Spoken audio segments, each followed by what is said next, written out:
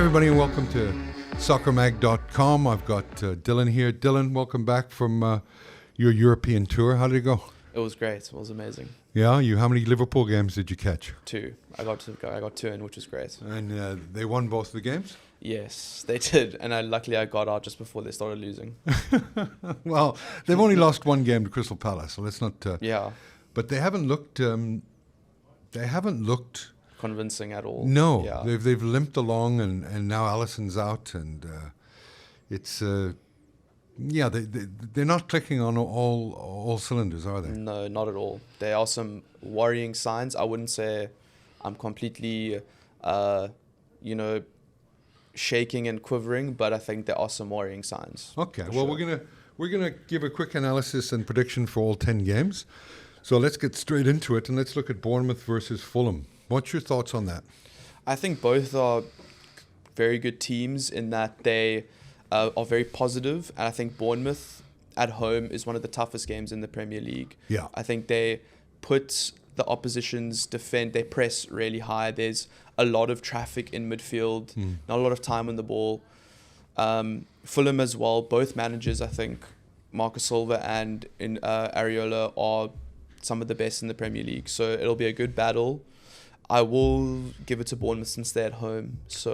And their form is better. So well, their home form is good, yeah, if not excellent. They've got some playmakers, and I expect to see some goals here. And my prediction is a 2-1 Bournemouth win. I like that. I'm going to go with that as well. You're going 2-1, yeah? Yeah. Okay. So next up we have Leeds United at home against Spurs. Leeds, my team, obviously, so take what I say with a pinch of salt and take Dylan's stuff to the bank. How do you feel about this game? I think it's going to be an interesting game. Spurs have... They've got good form on the road. 2 wins and a draw. Yeah, they've improved a lot this season. Like already since Thomas Frank has been there, I think they're a lot more solid. They have some really exciting attacking players.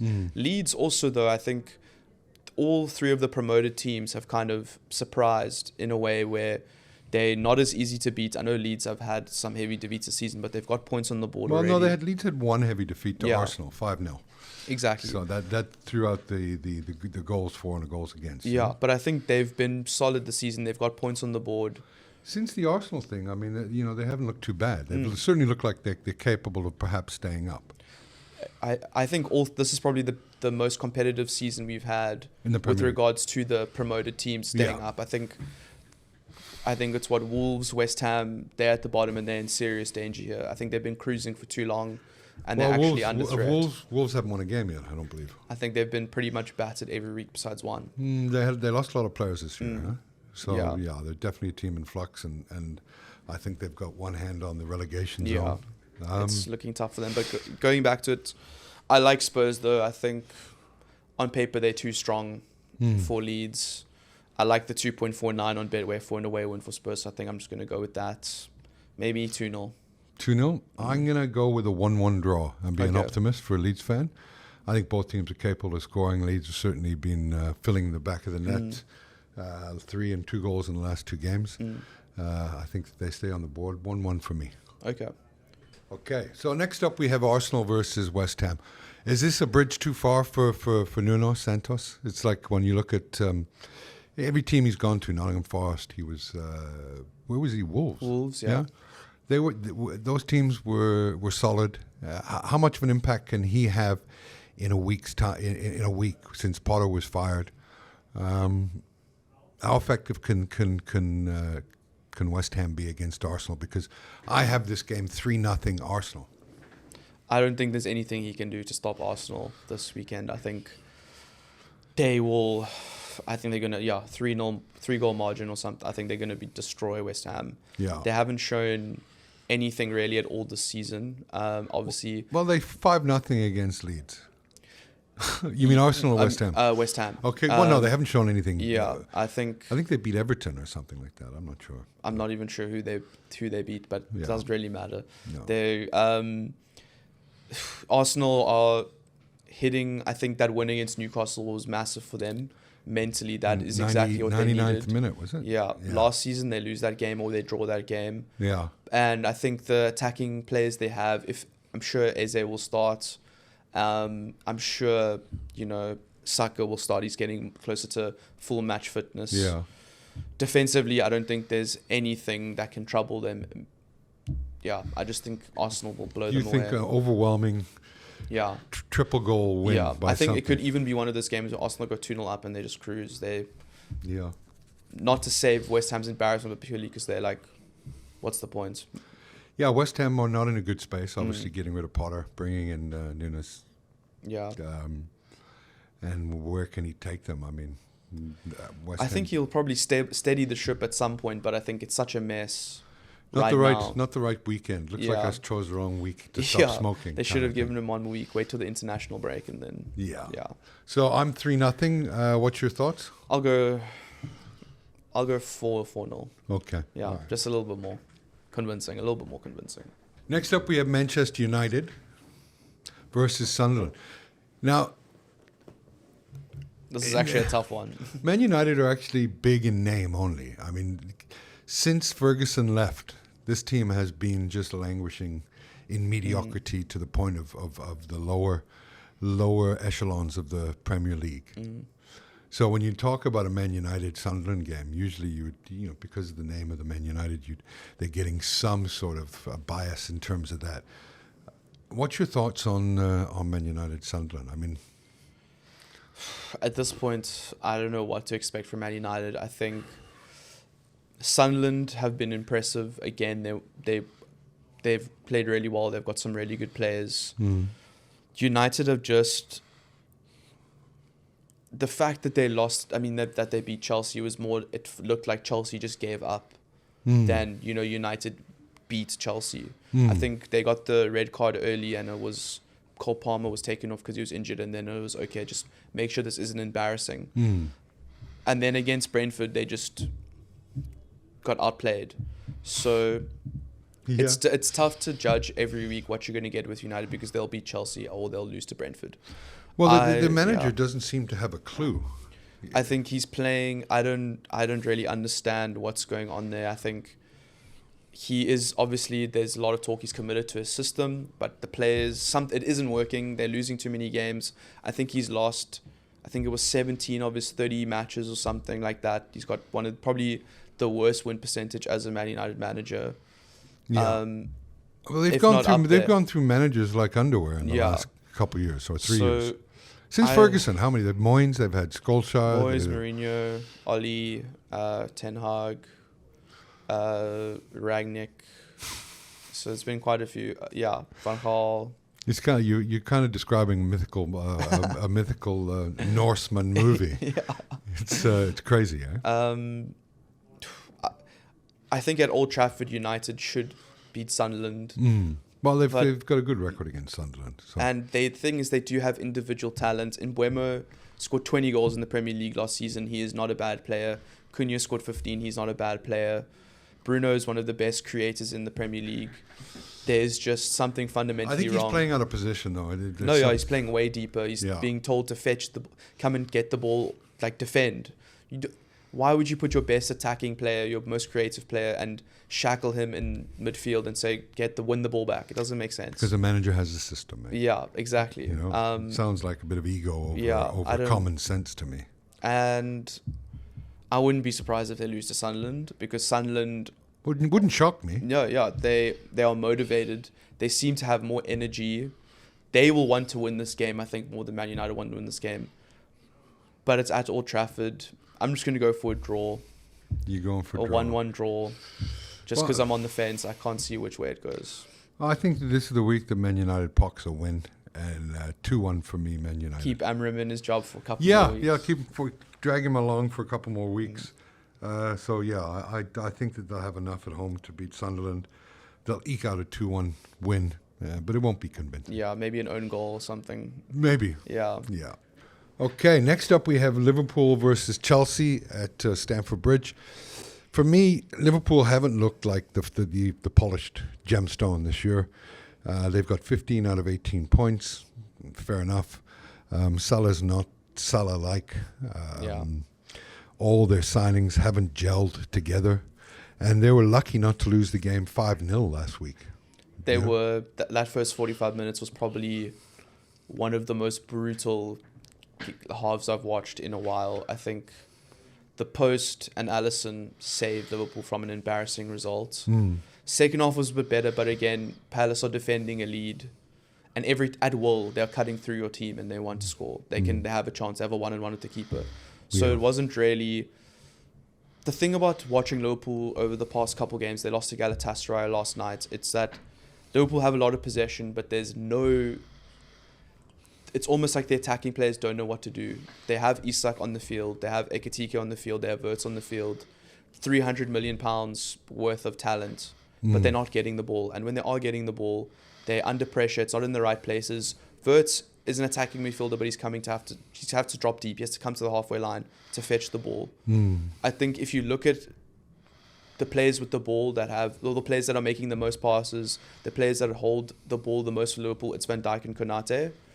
And last night, particularly against Palace, the midfield doesn't know what to do. So they give it to Van Dijk, and Van Dijk has to try, thread a pass through the middle. He has to hit it long to Salah, who as well, both wingers are hugging the touchline, double marked. What you want them to do? Mo's he's not a crosser, he's not De Bruyne, he's not going to cross the ball in, but that's what he has to do because he's got two players on him. There's very little movement around him, so either he passes it back to midfield, he passes it back to Van Dijk, and the system repeats 300 times. So, what's missing? I think it's a lack of confidence in some players, but also there's just something fundamentally wrong when you have 4 attacking players, 3 of them arguably the best in Europe last season, and they're not touching the ball. Yeah, there's clearly a systemic issue there that Mo Salah doesn't create 50 goals last season and then suddenly become terrible. He's not touching the ball. Same with Isak, same with Wirtz. And when they are getting the ball, it's in a terrible place. There's 3 players on them. They have to dribble through 2 players. Their only option is back to Van Dijk, back to Konate. Yeah, because I remember Isak last year scoring a lot of goals from cruising.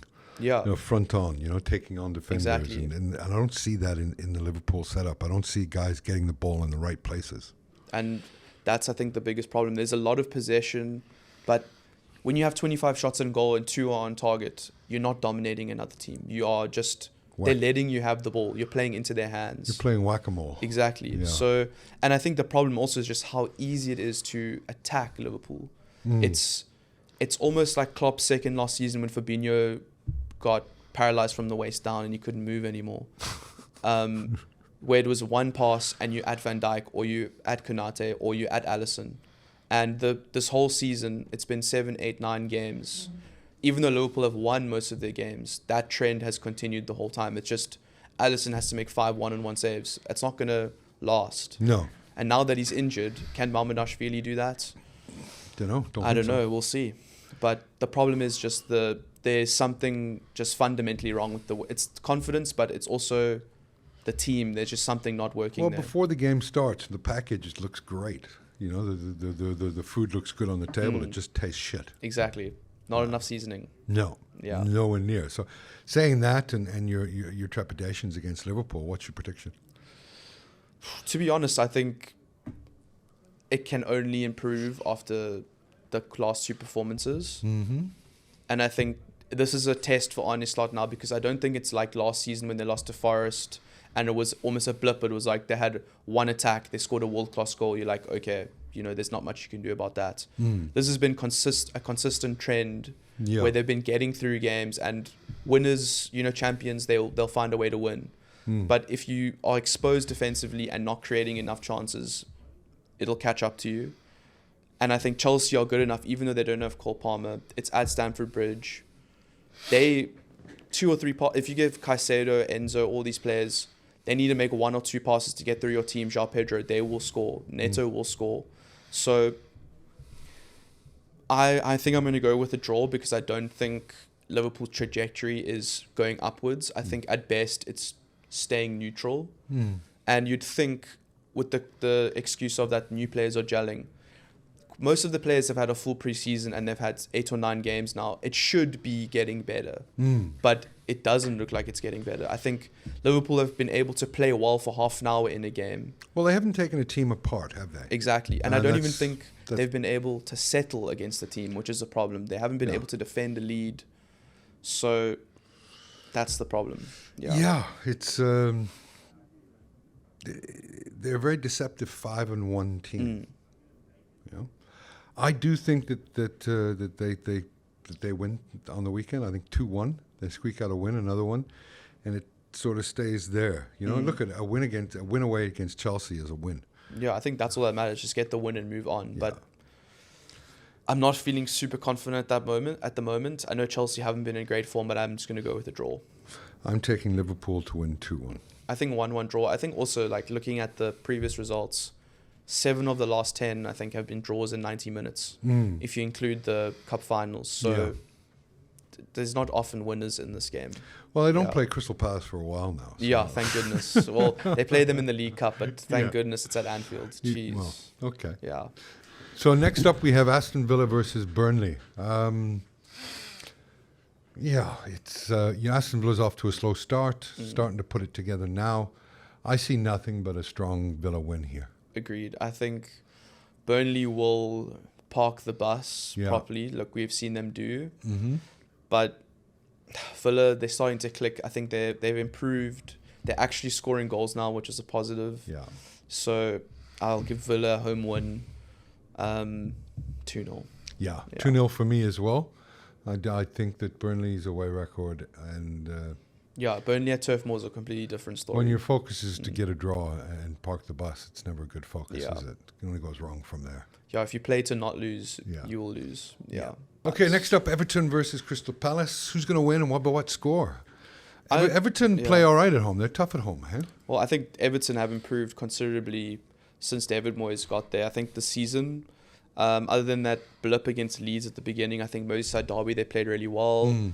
I think they're a really good side, and I think this will be an interesting test for Palace. They are the only unbeaten team still in the Premier League. They played really well against Liverpool. Yeah. But how much to read into that? Because everybody's played reasonably well against Liverpool. Yeah, that's true.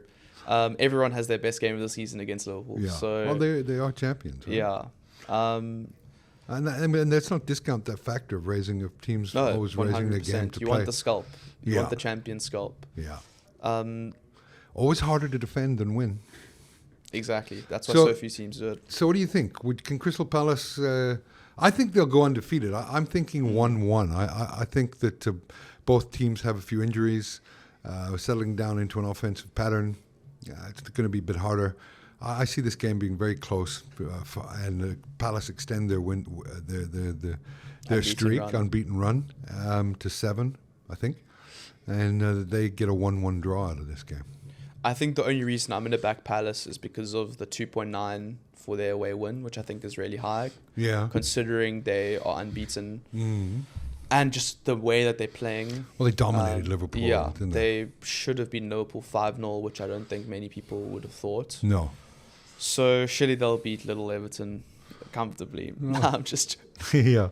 Home teams... I'm going to say maybe a 2-1 Crystal Palace win, but basing it on the 2.9 odds. Okay, cool. So 1-1 for me, 2-1 for you. Okay. You got Newcastle versus Forest. I see that Newcastle have dominated this fixture in the last years. You know, they've won 5 out of 6. They play better at home. They took Arsenal to 99 minutes before they succumbed to a defeat. Forest away, not the same team. I'm liking a 2-1 victory here for Newcastle. What's your thoughts? I think Newcastle St James's Park. It's taken 2 99-minute winners to beat them there this season, basically. Yeah. Forest still adjusting to Ange, how they want to play. Still not necessarily convinced they have the right players for that. And I think Newcastle, Arsenal deservedly won that game. They hit the post a couple times. They created really good chances. But I don't think there's anything Forest can really do. Newcastle are just too powerful. They defense, I know they conceded a set piece against Arsenal, but Arsenal are the best attacking set piece side in the league. I think Anthony Gordon, Elanga, they have Voltemada, they have attacking players that can really hurt Forest. I think on the counter with Ange's high line, that Anthony Gordon and Elanga are going to eat that up like it's their last meal. So, yeah, I think a 2-0 for Newcastle win. Okay, so we're in agreement that Newcastle win. Yeah, definitely. Yeah. Okay, we've got a struggling Wolverhampton Wanderers versus Brighton Hove Albion. What's your thoughts on this game? Wolves are terrible. I think they've been signs that they've been going on a downward trajectory, but really this is You got 1 point almost rock bottom for them. It will be sad to see them get relegated, but I think there are very few redeeming qualities. I think if you watch their first game of the season against Man City, they got blown away 4-0. Yeah. But there were moments where you think, okay, they are creating opportunities. It is Man City. What are you going to do? But since then, there've been few. I think the performances just haven't been good enough. I don't think their attack, their defense, or their midfield is really strong enough. The fact that they're getting blown away, well, not even blown away, they're just losing too many games. You can't lose 5 out of your first 6 and draw 1 and want to stay in the Premier League. So Brighton, you can't be grabbing 1 out of 18 points and hoping to go anywhere. Exactly. So Brighton, way stronger. They've got some big wins already, City and Spurs. They've had some patchy results, though. They have, but they're just too good for Wolves. I think, despite being away from home, the best Wolves can hope for, I think, in this situation is a draw. Yeah. Because I don't think they have the ability to stop Brighton from scoring at least 1 or 2 goals. Yeah. And I don't see Wolves scoring 3 or maybe even 2. No, I don't either. I think that this game goes 2-1 Brighton. And I think doubling your money for Brighton to win this game. It's a team that hasn't won the season. So I'm going to go for Brighton as well. I think 2-1, maybe 2-0. Okay. 2-1 for me, 2-0 for you. Yeah. Okay. What do you make of Brentford, who probably are the Billy Ball of the Premier League in terms of the way they manage their team? They bring guys in, statistically analyze them to death, and just slot them in there and are an active seller. And a profitable football club. Yeah, I mean, I think this is their manager's first ever season as a coach potentially, and he was I was not a line-out coach, but a throw-in coach, if I'm not mistaken. But going to their performance against Man United, they completely dominated them. Igor up top really was a massive problem. But Man City are Man City, and I think this won't be an easy game for them. No, not to break Brentford down. I don't see it, but I think Man City Haaland is in such great form. It's almost back to two to 3 seasons ago where he's getting the service he needs. He's getting the goals. Yeah. Where it felt like last season, because they were so exposed without Rodri, they could not give him the service he needed because De Bruyne's legs were going, or not going, but because he wasn't the same, he was injured constantly. Foden was he's not exactly in a wheelchair. I mean, not like Fabinho in his final season. But I think that's really helped City, and it'll be interesting to see, because after that Arsenal game and Man City defended so deep. They won't. There's no way they'll return to that. They're Man City playing Brentford. I think that was purely a one-time thing. But I'm gonna back a City one here. Okay, so I'm 3-1. You're 2-1. 2-1. Yeah. Okay, that's our Premier League wrap-up for all 10 games. Good luck this weekend betting, Thank you, and make every bet a winning bet. Yeah, I'm sure. I'm hoping. Yeah, Spurs, Brighton. Those are my 2 that I'm sticking with. Okay. And Palace. Thanks, DJ, and welcome back. Cheers. Thanks for having me. You're welcome.